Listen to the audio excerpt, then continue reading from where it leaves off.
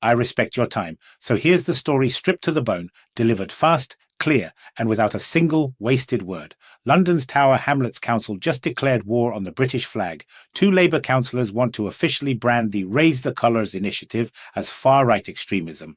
This campaign simply encourages people to fly their own national flag, but apparently that's now a threat. They also targeted a women's group concerned about safety near a migrant hotel. Yes, you heard that right. Women worried about safety are now extremists too. The councillors' proposal demands celebration of the borough's rich migration and diversity history instead. And get this, they claim that concerns over women's and children's safety are just far-right narratives. Let me repeat that.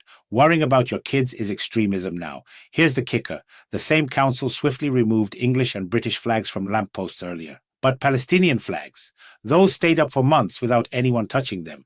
So not all flags are equal in modern London. Support this channel, hit subscribe, and drop your thoughts in the comments below. You won't believe where this leads next. Let's dig into what's really happening here.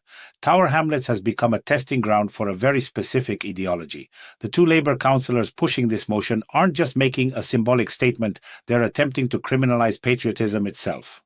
Think about the logic for a second. Flying your country's flag equals extremism. But flying another country's flag during political protests gets a free pass. The double standard isn't accidental, it's the entire point. And now listen carefully. The women's group they're targeting wasn't staging violent protests or spreading hate. They were raising concerns about safety in their own neighbourhood. That's it. But in Tower Hamlets, that makes you far right, apparently. The council's reasoning is crystal clear in their own words. They want to celebrate migration and diversity above everything else, even above the safety of local women and children, even above respect for national symbols. This isn't about tolerance anymore, it's about hierarchy. Some communities and their concerns matter, others don't. And if you belong to the wrong group, your voice gets labelled extremist before you even speak. Here's where it gets even worse. This isn't happening in some isolated borough nobody cares about. Tower Hamlets sits in the heart of London, Britain's capital. What happens there sends a signal across the entire country. So what does this tell us about modern Britain? It shows how far the pendulum has swung. Symbols that once united a nation are now treated as weapons of division. Concerns that any reasonable society would take seriously get dismissed as bigotry. And the people doing this aren't fringe activists, they're elected officials in one of Europe's major cities. Just imagine that for a second. Your own representatives calling you extreme for loving your country. This is the logical endpoint of years of cultural surrender. When you're afraid to defend your own values, someone else's values will replace them. And those replacements won't be gentle or fair, they'll be absolute.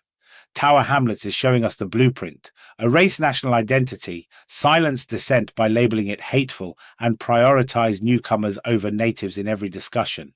It's not immigration that's the problem, it's illegal immigration and the refusal to integrate. But you can't even say that anymore without risking your reputation. You see the pattern, right? First they came for the flags, then they came for women worried about their safety. What comes next? Who gets labelled extremist tomorrow? These are questions every Briton should be asking, and every European too, because this playbook isn't limited to London. It's spreading. So here's my question to you. When does common sense become hate speech? When does self-preservation become extremism? Drop your answer below. If this bothers you even slightly, make sure you're subscribed because we're tracking every move they make.